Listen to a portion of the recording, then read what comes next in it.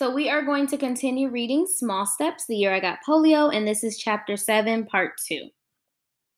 Although I was delighted with every small accomplishment, I wondered why I got better and some of the other patients did not.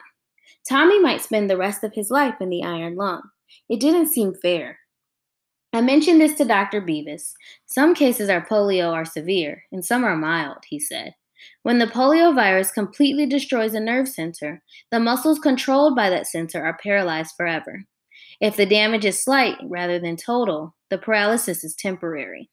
Your muscles were severely weakened, but the nerve damage wasn't total. It's possible for weak muscles to gain back some of their strength.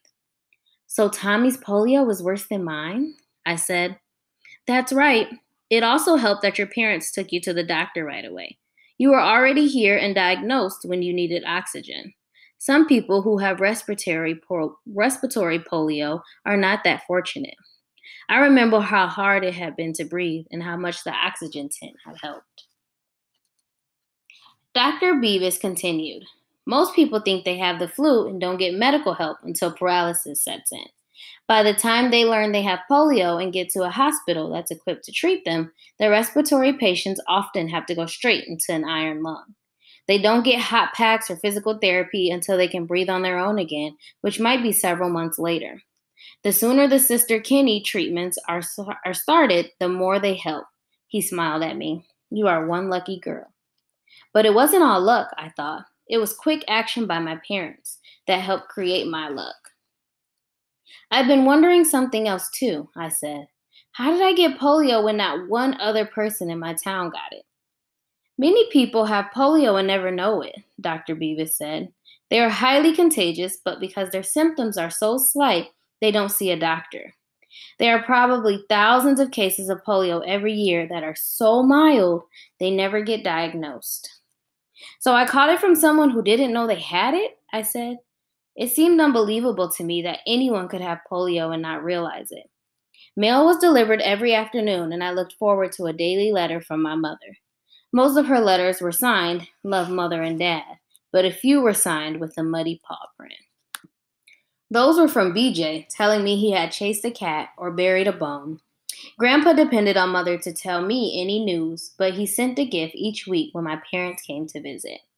Art wrote about college life and sent me a new teddy bear just like the one that got burned. One mail delivery included a big brown packet from my school in Austin. When I opened it, dozens of letters from my classmates tumbled out. Karen wrote about a student petition to change the rules so girls could wear pants at school instead of the required dresses. Another girl complained that her new haircut was too short. A third was outraged at the basketball referee. I had the strange feeling that I was reading about a different lifetime. The other kids were upset about such unimportant things. Just a few weeks earlier, I too had worried about clothes and hair and the basketball team. Now none of this mattered. I had faced death. I had lived with excruciating pain and with loneliness and uncertainty about the future. Bad haircuts and lost ball games would never bother me again.